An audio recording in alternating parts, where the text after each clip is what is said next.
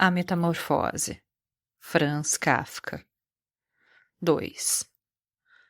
Só ao anoitecer, Gregor acordou de um sono pesado, parecido com um desmaio. Por certo, não teria acordado muito mais tarde, mesmo que ninguém o perturbasse, pois se sentia suficientemente descansado e refeito. No entanto, tinha a impressão de que um passo furtivo e o ruído da porta do corredor, sendo fechada com cuidado, o haviam despertado.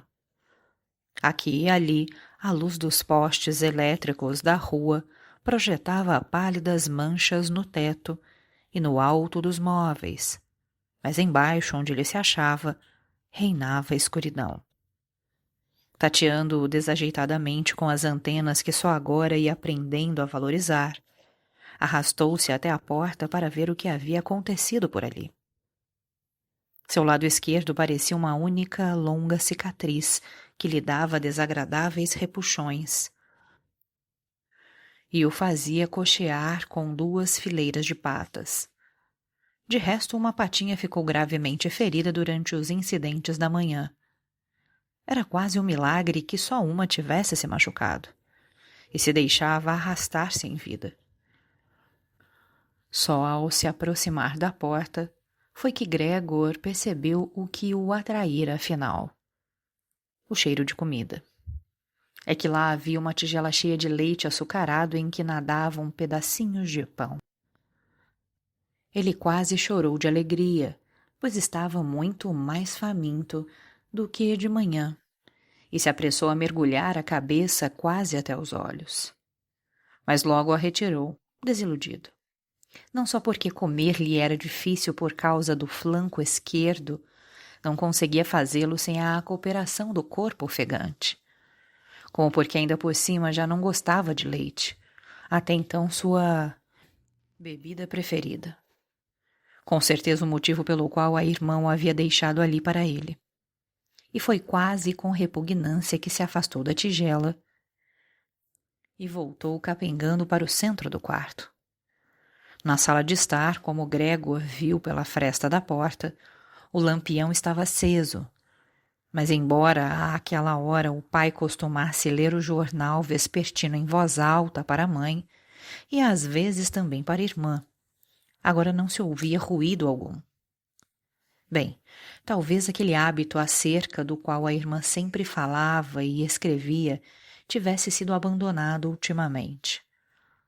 Mas havia silêncio em toda parte, apesar de o apartamento certamente não estar vazio. Que vida mansa leva a família, disse Gregor consigo mesmo, e olhando fixamente para a escuridão à sua frente. Sentiu muito orgulho de ter podido proporcionar tal vida em um apartamento tão bonito aos pais e à irmã. Mas e se agora toda a tranquilidade, todo o bem-estar e toda a satisfação chegasse a um fim terrível? Para não se perder em tais pensamentos, Gregor decidiu movimentar-se um pouco e se pôs a rastejar de um lado para outro no quarto. Em certo momento, no curso daquela longa noite, alguém entreabriu uma das portas laterais e depois a outra, mas tornou a fechá-las apressadamente. De certo, alguém que tinha necessidade de entrar, mas vacilava muito em fazê-lo. Gregor colocou-se imediatamente junto à porta que dava para a sala, decidido a fazer de algum modo com que o irresoluto visitante entrasse, ou pelo menos para descobrir quem era. Mas ninguém tentou abrir aquela porta, e Gregor esperou em vão. De manhã cedo, quando as portas estavam trancadas, todos queriam entrar no seu quarto.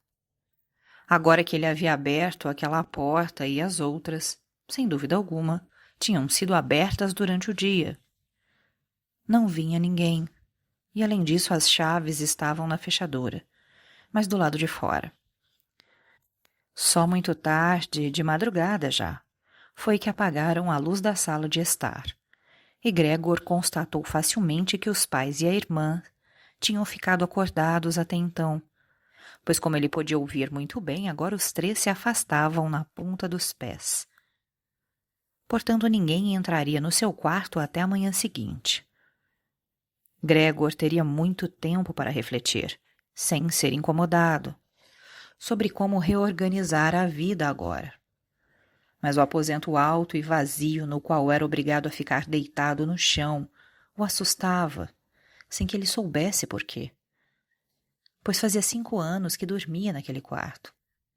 E com uma viravolta meio inconsciente e não sem um pouco de vergonha, enfiou-se apressadamente debaixo do canapé, onde, embora suas costas ficassem um pouco achatadas e já não pudesse levantar a cabeça, logo se sentiu muito à vontade e só lamentou que seu corpo fosse demasiado largo para ficar inteiramente refugiado sob o canapé.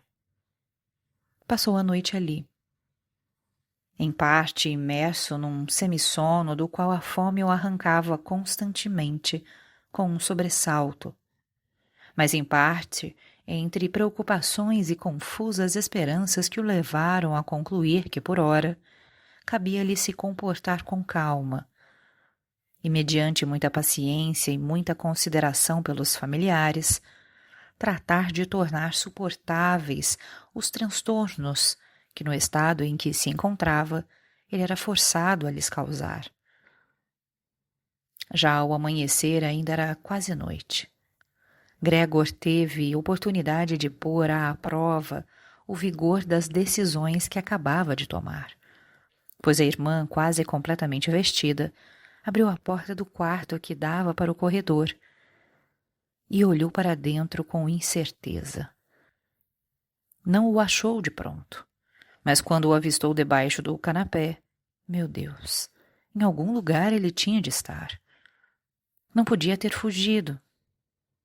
Assustou-se tanto que, sem poder se controlar, voltou a fechar a porta por fora. Mas, arrependida desse procedimento, tornou a abri-la e entrou na ponta dos pés, como se estivesse na presença de um doente grave ou mesmo de um desconhecido. Gregor esticara a cabeça até a borda do canapé e a observava. Caso ela ia reparar que ele havia deixado o leite quase intacto, e de modo algum por falta de apetite, e acaso ia trazer outra comida mais do seu agrado?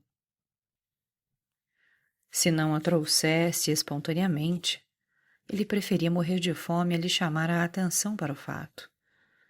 Se bem que estivesse com uma vontade enorme de sair debaixo do canapé, de se atirar aos pés da irmã e suplicar que lhe trouxesse alguma coisa palatável. Mas ela notou logo, e com espanto a tigela ainda cheia, em volta da qual havia um pouco de leite derramado. Apanhou-a imediatamente, se bem que não com as mãos nuas, e sim com um trapo, e levou-a para fora. Gregor ficou curiosíssimo por saber o que ela ia trazer no lugar do leite e arriscou as mais diversas hipóteses. Porém, nunca teria adivinhado o que a irmã, na sua bondade, realmente fez.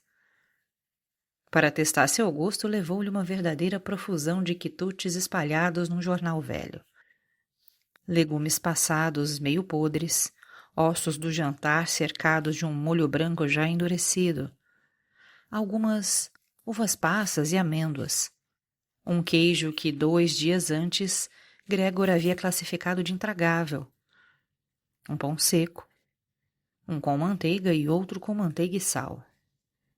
Além de tudo isso, ainda encheu de água a tigela provavelmente a ele destinada para todo sempre.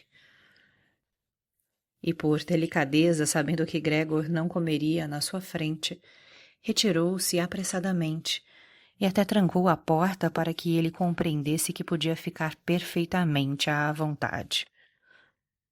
Foi com as patinhas unindo que Gregor correu a comer. Fora isso, suas feridas já deviam estar completamente curadas, pois não sentia mais o menor incômodo.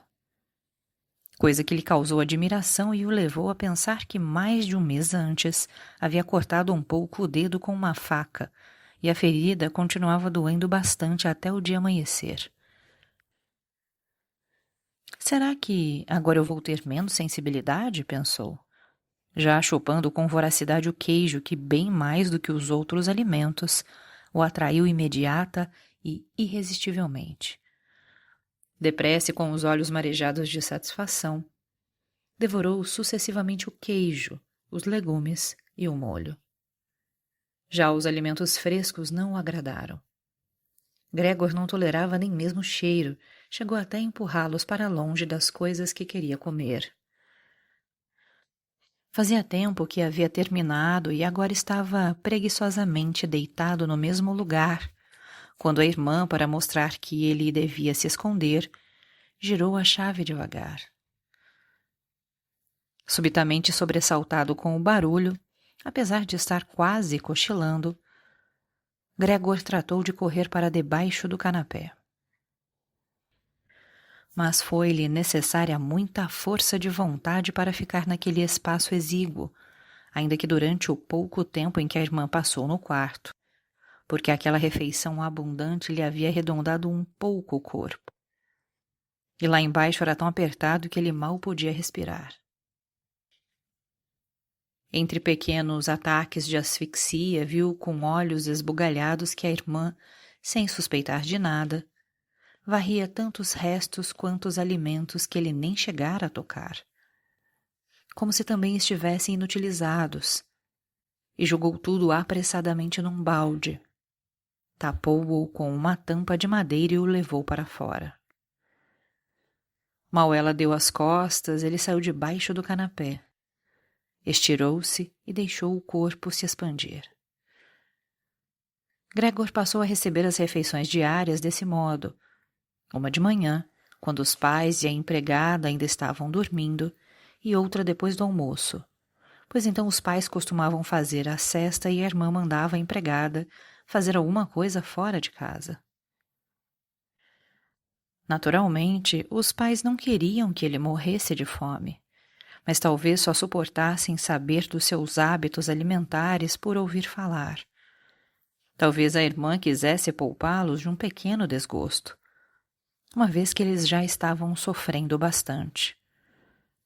Gregor nunca soube com que desculpa os pais se desembaraçaram do médico e do serralheiro naquela primeira manhã, pois como ninguém o entendia, ninguém, nem mesmo a irmã, imaginava que ele fosse capaz de entender os outros, de modo que quando ela estava no seu quarto, Gregor tinha de se conformar em ouvi-la exalar suspiros e invocar os santos.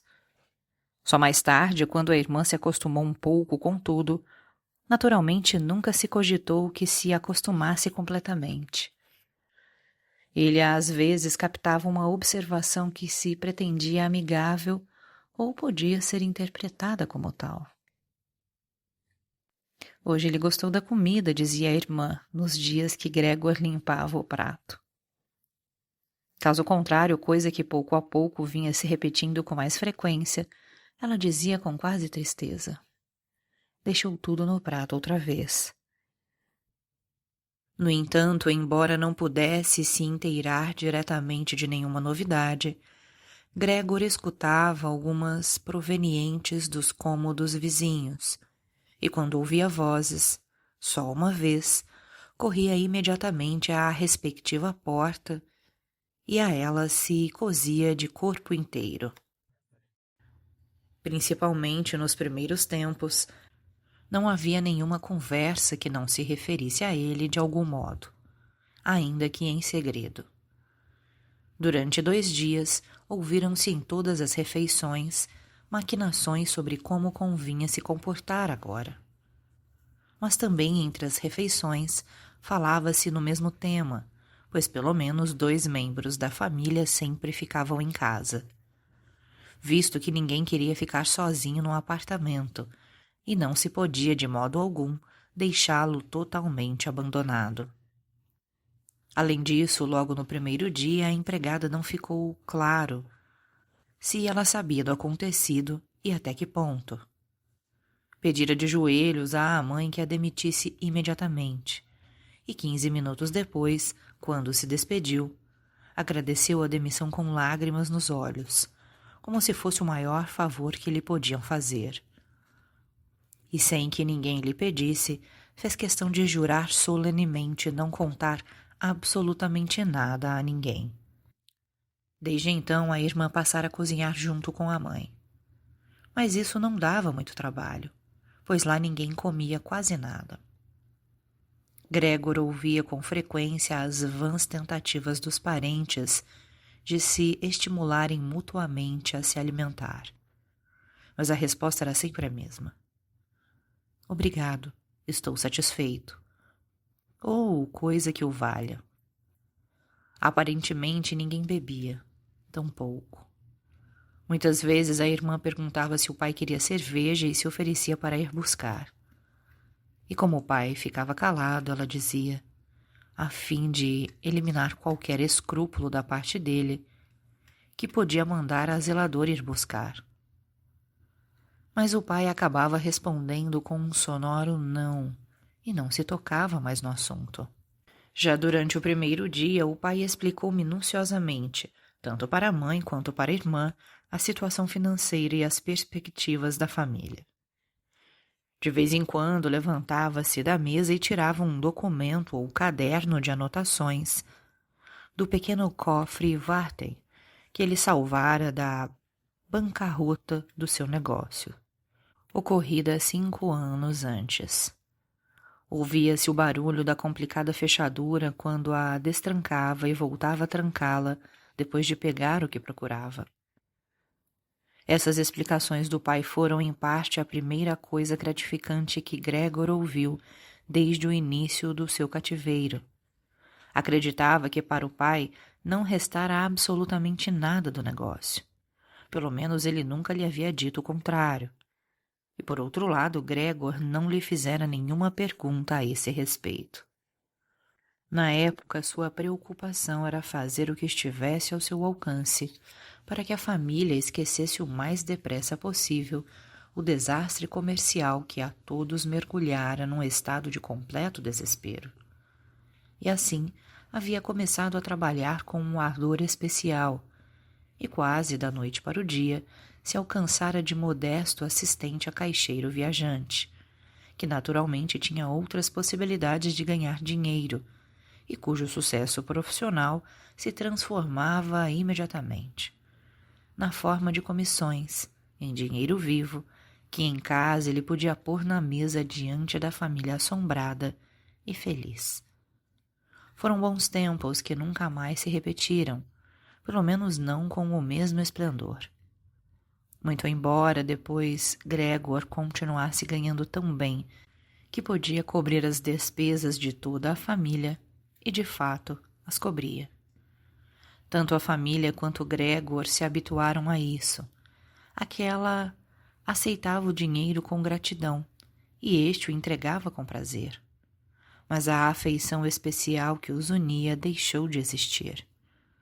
Só a irmã permaneceu apegada a ele, que sem se preocupar com a grande despesa que ia ter e que seria compensada de outra maneira, tinha o plano secreto de enviá-la ao conservatório no ano seguinte, pois ela, ao contrário de Gregor, gostava muito de música e tocava violino de modo comovente. Com muita frequência, durante as breves estadas de Gregor na cidade, o conservatório era mencionado nas conversas com a irmã, mas sempre como um lindo sonho cuja realização era impensável. E os pais não gostavam de ouvir nem mesmo aquelas inocentes alusões. Mas ele levava o assunto muito a sério e tinha intenção de anunciá-lo solenemente no Natal. Essas ideias totalmente inúteis no estado em que Gregor se achava agora lhe passaram pela cabeça quando ele estava colado à porta e escutava. Às vezes era tomado de uma fadiga tão generalizada que não conseguia escutar mais nada. E, descuidando-se, batia a cabeça na porta, mas tornava a erguê-la rapidamente, porque mesmo o barulhinho que fazia com ela era ouvido do outro lado e levava todos a se calarem. Que diabo ele resolveu fazer agora? Dizia o pai depois de algum tempo, virando-se evidentemente para a porta. E só então a conversa interrompida era retomada pouco a pouco. Gregor tomou pleno conhecimento, pois o pai costumava se repetir nas suas explicações. Em parte porque fazia tempo que não se ocupava dessas coisas. Em parte porque a mãe não compreendia tudo logo na primeira vez. E apesar da desgraça, ainda restava um pequeno patrimônio dos velhos tempos, o qual os juros não tocados haviam aumentado um pouco naquele período. Além disso, o dinheiro que Gregor levava para casa todos os meses, ele reservava apenas alguns florins para si. Não tinha sido totalmente gasto e formara um pequeno capital. Atrás da sua porta, Gregor balançou a cabeça com entusiasmo, contente com aquela inesperada demonstração de comedimento e austeridade. Na verdade, com esse dinheiro excedente, ele podia ter abatido uma parte maior da dívida do pai com seu patrão. E o dia em que podia se livrar do emprego estaria muito mais próximo. Mas agora, sem dúvida, era melhor assim, do jeito como o pai havia organizado as coisas. No momento, porém, o dinheiro estava longe de ser o suficiente para que a família pudesse viver dos juros. Talvez bastasse para sustentar seus membros durante 1 ano, no máximo 2. Não mais do que isso. Era apenas uma quantia em que não convinha tocar e que devia ficar guardada para uma emergência. O dinheiro para viver era preciso ganhá-lo. Ora, o pai, embora fosse um homem sadio, era velho. Estava sem trabalhar havia 5 anos e não podia se julgar capaz de muita coisa. Aqueles 5 anos, que foram as primeiras férias da sua vida laboriosa, e, no entanto, fracassada, ele engordara muito e havia se tornado lerdo. Acaso a velha mãe devia ganhar dinheiro? Justo ela, que sofria de asma, para quem um passeio pelo apartamento era um grande esforço, e que a cada 2 dias ficava prostrada no sofá, junto à janela aberta, às voltas com dificuldades respiratórias? E caberia à irmã ganhar dinheiro, ela que ainda era uma criança aos 17 anos, ela cujo estilo de vida até então era muito encantador e consistia em vestir-se bem, dormir muito, ajudar em casa, participar de algumas diversões modestas e, sobretudo, tocar violino? Quando começaram a falar na necessidade de ganhar dinheiro, Gregor se arredava da porta e se atirava no frio sofá de couro ali perto, pois ficava ardendo de vergonha e tristeza. Muitas vezes passava longas noites ali deitado e não dormia um instante. Limitava-se a arranhar o couro durante horas. Ou então se entregava à trabalhosa tarefa de empurrar uma cadeira até a janela, subir com esforço ao parapeito, e, trepado na cadeira, debruçar-se na janela, evidentemente só para relembrar a sensação de liberdade que antigamente experimentava ao olhar para fora. Porque, na verdade, a cada dia via com menos nitidez, até mesmo as coisas próximas. Já não enxergava absolutamente o hospital em frente, cuja vista demasiado frequente Gregor antes amaldiçoava. E se ele não soubesse muito bem que morava na Rua Charlotte? Uma rua tranquila, mas completamente urbana. Podia acreditar que sua janela dava para um deserto, em que o céu cinzento e a terra cinzenta se uniam até se confundirem. Bastou que a atenciosa irmã visse 2 vezes que a cadeira estava perto da janela para que dali por diante, depois de arrumar o quarto, tivesse o cuidado de recolocá-la naquele lugar e até de deixar a folha interna da janela aberta. Se Gregor pudesse falar com a irmã e agradecer-lhe tudo o que era obrigada a fazer por ele, seria mais fácil suportar os serviços que ela prestava. Daquele modo, porém, ele sofria demais. É claro que a irmã tentava atenuar, na medida do possível, o desagradável de toda a situação. E, naturalmente, quanto mais o tempo passava, mais fácil lhe era fazê-lo. Mas com o tempo Gregor também adquiriu mais clareza. A simples maneira de a irmã entrar já lhe parecia terrível. Assim que entrava, ela corria para a janela, sem se dar nem mesmo o trabalho de fechar a porta, por mais que se empenhasse em poupar os outros da visão do quarto de Gregor, e a escancarava com mãos apressadas, como se estivesse a ponto de se asfixiar. Então, por mais que fizesse frio lá fora, ficava algum tempo à janela, respirando fundo. 2 vezes por dia ela o assustava com aquele corre-corre e o barulho. Gregor passava todo esse tempo tiritando debaixo do canapé, sabendo perfeitamente que a irmã com certeza teria prazer em poupá-lo daquilo tudo se lhe fosse possível ficar de janela fechada num quarto em que ele se encontrava. Em certa ocasião, mais ou menos um mês depois da metamorfose de Gregor, a irmã, que já não tinha motivo especial para se assustar com a sua aparência, chegou um pouco mais cedo do que de costume e o encontrou ainda olhando pela janela, imóvel e deveras assustador na posição ereta em que se achava. Para Gregor não seria inesperado que a irmã não entrasse, pois estando postado à janela, ele a impedia de abri-la imediatamente. Mas ela não só não entrou, como retrocedeu e fechou a porta. Um estranho podia pensar que Gregor a atocaiara com a intenção de mordê-la. Naturalmente, ele se escondeu prontamente debaixo do canapé, mas teve de esperar até meio-dia para que a irmã voltasse, e ela se mostrou muito mais nervosa do que naturalmente.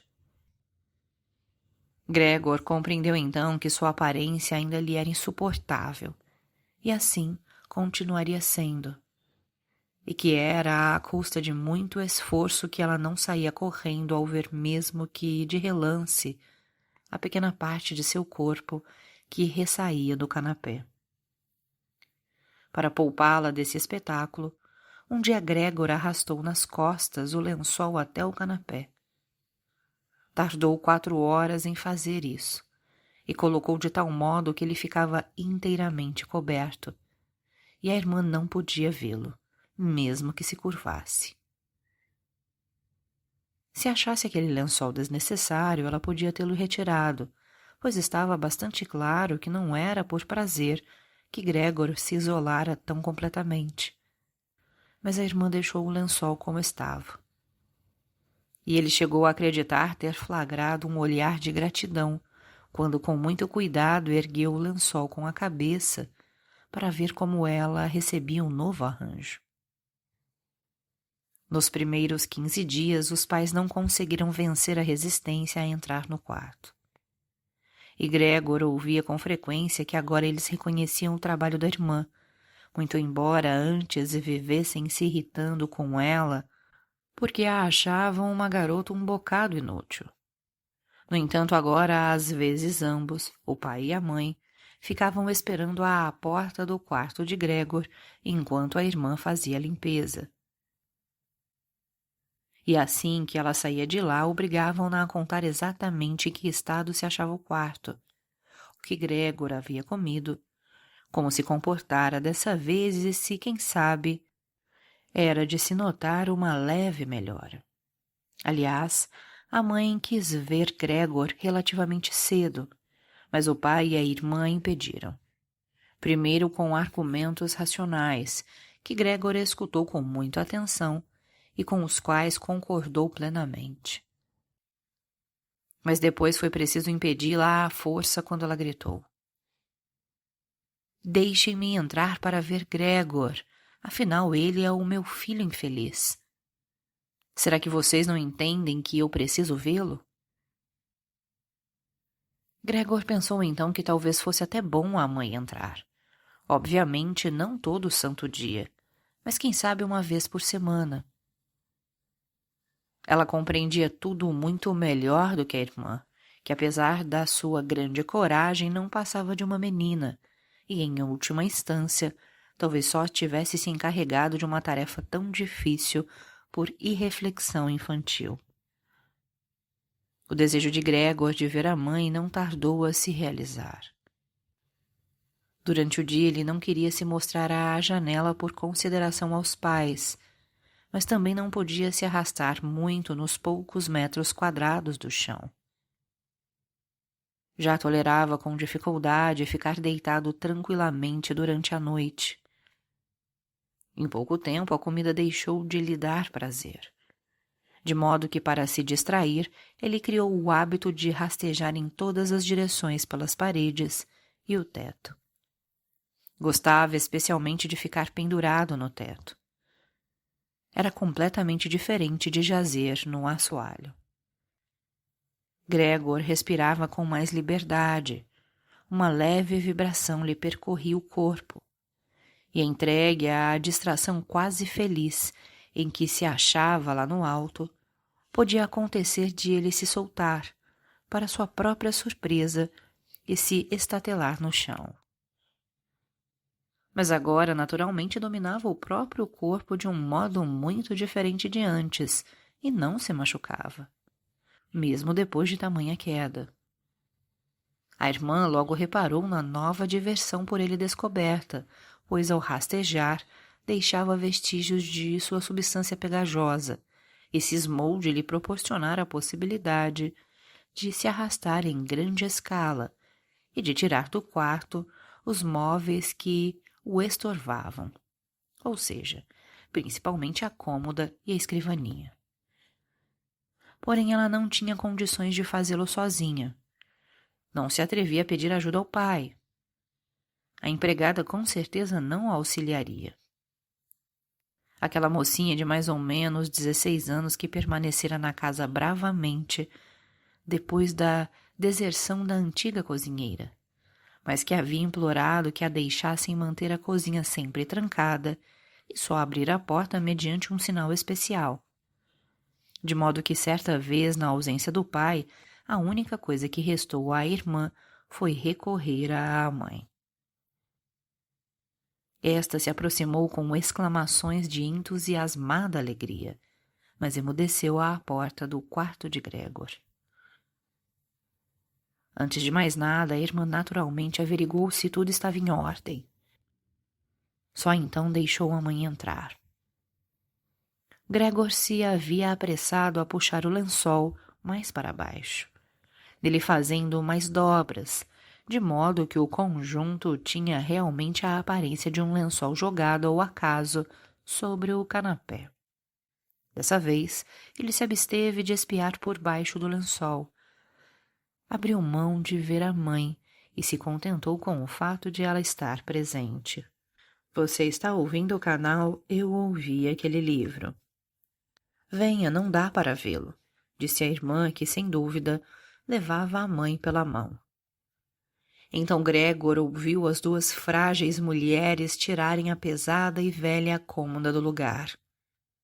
Sendo que a irmã procurava o tempo todo fazer a maior parte do trabalho, sem dar ouvidos às advertências da mãe, que receava que ela se esforçasse em excesso.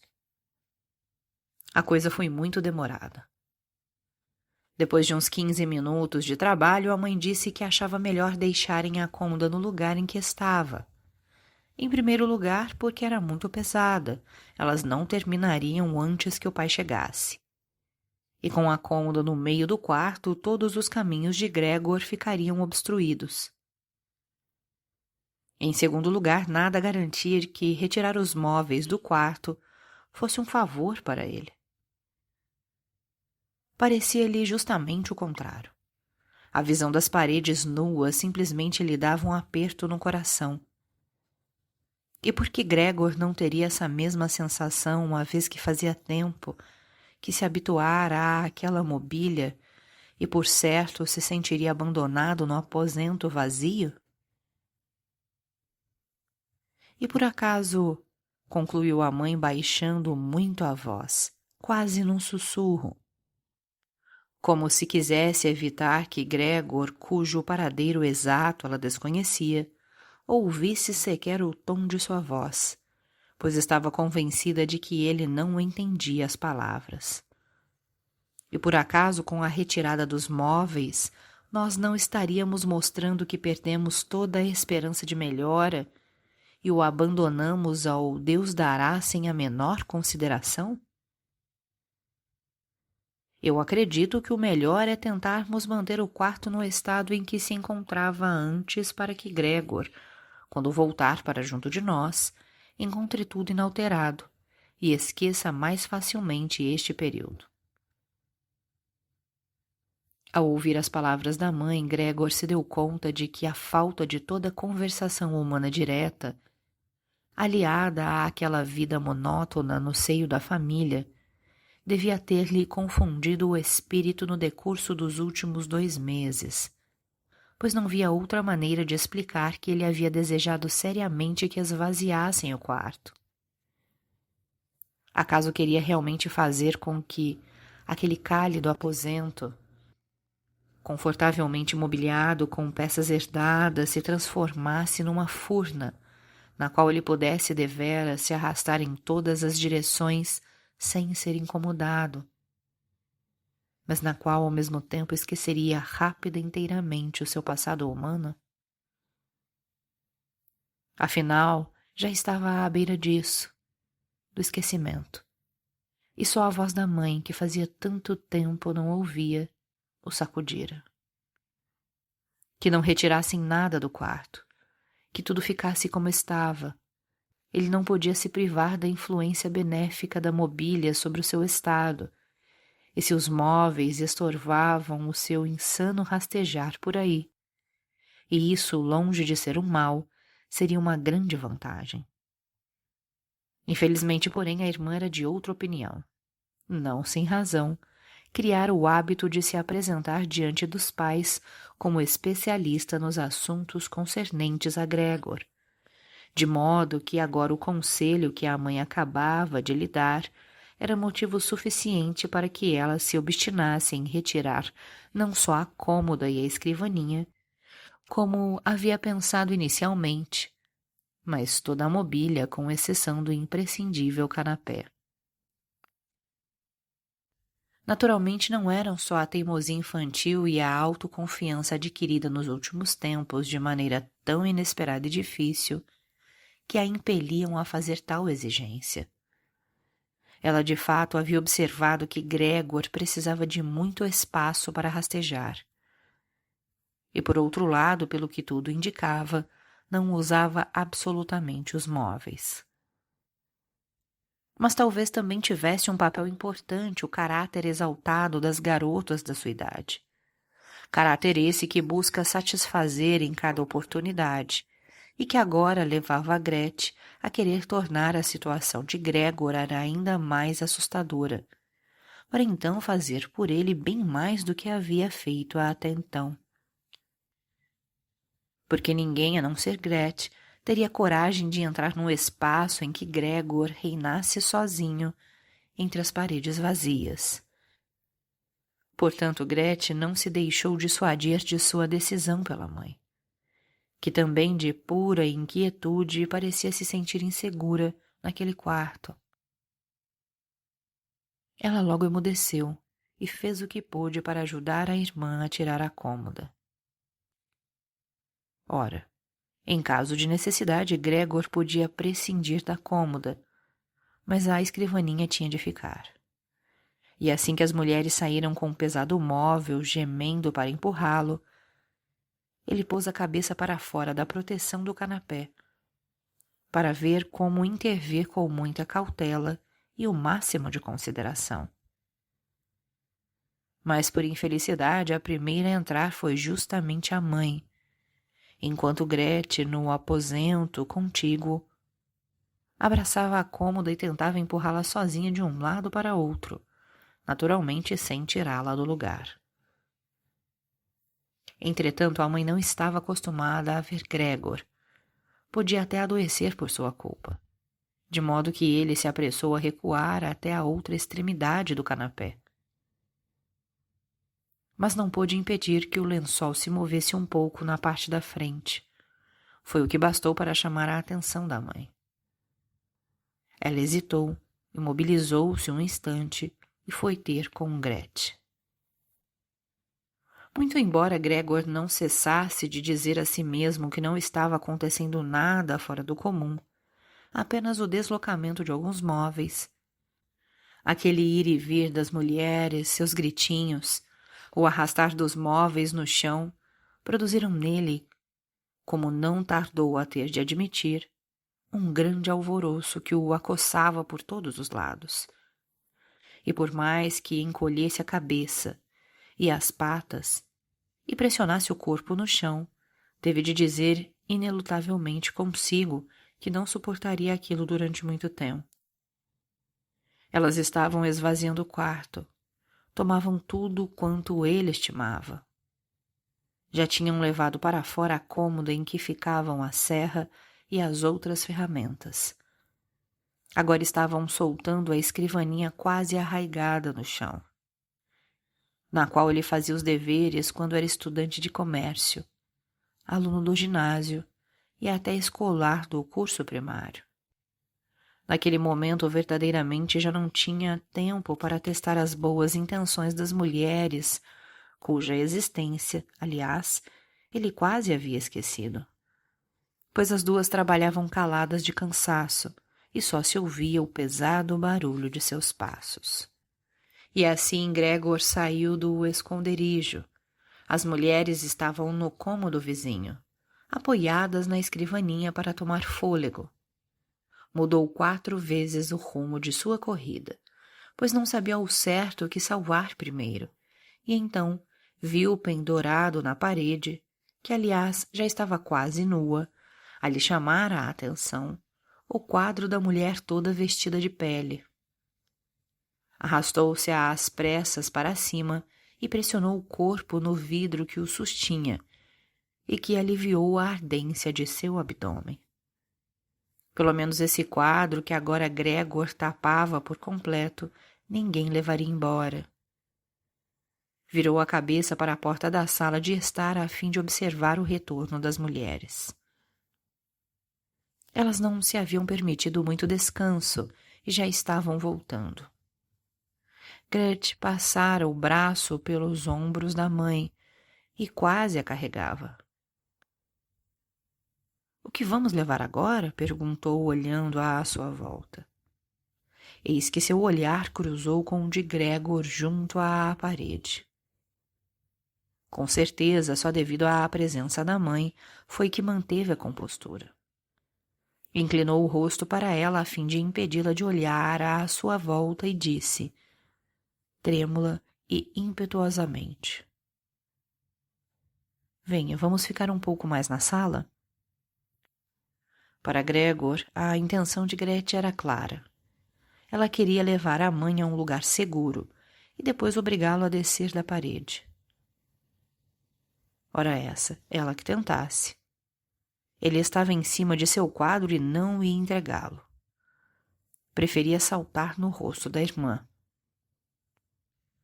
Mas as palavras de Gretchen tinham, isto sim, alarmado a mãe, que deu um passo para o lado. Avistou a gigantesca mancha marrom no florido papel de parede.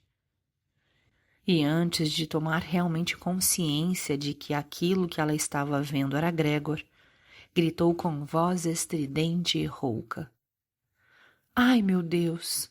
Ai, meu Deus! E com os braços estendidos como se tivesse desistido de tudo, deixou-se cair no canapé. E lá ficou imóvel. Ah, Gregor! Rosnou a irmã de punho erguido e olhar fuzilante. Foram as primeiras palavras que dirigiu a ele desde a metamorfose. Gretchen correu à sala contígua em busca de um bálsamo com que despertar a mãe do desmaio. Gregor também queria ajudar. Ainda havia tempo para salvar o quadro, mas como estava firmemente grudado no vidro, teve de se soltar à força, e então correu por sua vez à sala contígua, como se pudesse dar conselhos à irmã como antigamente. Mas teve de ficar postado atrás dela sem nada fazer. Enquanto remexia diversos frascos, Gretchen tornou a se assustar quando se virou. Um deles caiu e se espatifou no chão. Um caco feriu o rosto de Gregor e um remédio corrosivo escorreu pelo seu corpo. Sem se deter mais, Gretchen apanhou todos os frascos que conseguiu carregar e correu com eles para onde a mãe se encontrava e fechou a porta com o pé. Então Gregor se viu isolado da mãe, que por culpa dele talvez estivesse à beira da morte. Não podia abrir a porta, pois não queria assustar a irmã, que precisava ficar perto da mãe agora. Não tinha o que fazer a não ser esperar, e atormentado pelo remorso e pela preocupação, começou a rastejar. Rastejou por toda a parte, nas paredes, nos móveis, no teto e, enfim, entregue ao desespero, quando a sala começava a girar ao seu redor, despencou em cima da mesa grande. Passou-se algum tempo. Gregor jazia ali exausto e ao seu redor reinava o silêncio. Talvez fosse um bom sinal. Foi então que tocaram a campainha. A empregada, naturalmente, estava trancada na cozinha e Gretchen teria de ir abrir. O pai havia chegado. O que aconteceu? Foram suas primeiras palavras. A aparência de Gretchen denunciara tudo. Ela respondeu com voz abafada, provavelmente pressionando o rosto no peito do pai. Mamãe perdeu os sentidos, mas já está melhor. Gregor fugiu. Era o que eu esperava, disse o pai. Já cansei de dizer isso, mas vocês, mulheres, não quiseram ouvir. Gregor compreendeu que o pai havia interpretado mal a brevíssima informação de Gretchen e supunha que ele havia perpetrado algum ato de violência. Por isso agora precisava tentar apaziguar o pai, pois não tinha tempo nem possibilidade de dar explicações. E assim refugiou-se nas proximidades da porta do seu quarto e colou-se a ela para que, ao entrar na sala vindo do corredor, o pai logo visse que ele tinha a ótima intenção de voltar para o quarto sem perda de tempo, e que não havia necessidade de persegui-lo. Bastava que abrissem a porta para que ele desaparecesse no ato. Mas o pai não estava com disposição para perceber tais sutilezas. Ah! Gritou ele ao entrar, num tom ao mesmo tempo furioso e alegre. Gregor afastou a cabeça da porta e ergueu em direção ao pai. Realmente não imaginara o pai tal como ele ali estava agora. Mesmo porque nos últimos tempos, de tanto se ocupar do seu novo modo de rastejar pelo quarto, havia deixado de se preocupar como antes com o que acontecia no resto do apartamento. E realmente devia ter se preparado para descobrir fatos novos. No entanto, aquele ainda era o pai? O mesmíssimo homem que jazia sepultado na cama, exausto, quando outrora Gregor partia em viagem de negócios, que nas tardes de regresso recebia de roupão na poltrona, que totalmente sem condições de levantar, se restringia a erguer os braços para ele em sinal de alegria, e nos raros passeios em comum, alguns domingos por ano ou nos feriados importantes, avançava com esforço entre Gregor e a mãe, que já andavam devagar, sempre um pouco mais devagar do que eles. Embrulhado no velho manto, apoiando-se com cuidado na bengala, e quando queria dizer alguma coisa, quase sempre parava e reunia os acompanhantes ao seu redor? Agora, porém, estava muito empertigado, trajando um sóbrio uniforme azul com botões dourados, como os usados pelos empregados dos bancos. Por cima do colarinho alto e duro do casaco, desdobrava-se seu volumoso queixo duplo. Sob as espessas sobrancelhas, seus olhos pretos estampavam um olhar vivo e penetrante. O cabelo branco, outrora desgrenhado, agora estava cuidadosamente penteado e repartido por uma risca impecável.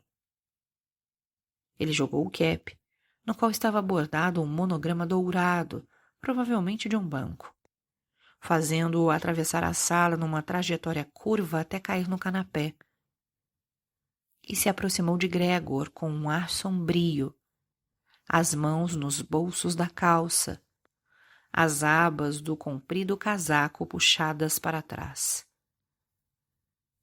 É provável que o próprio pai não soubesse o que tinha em mente.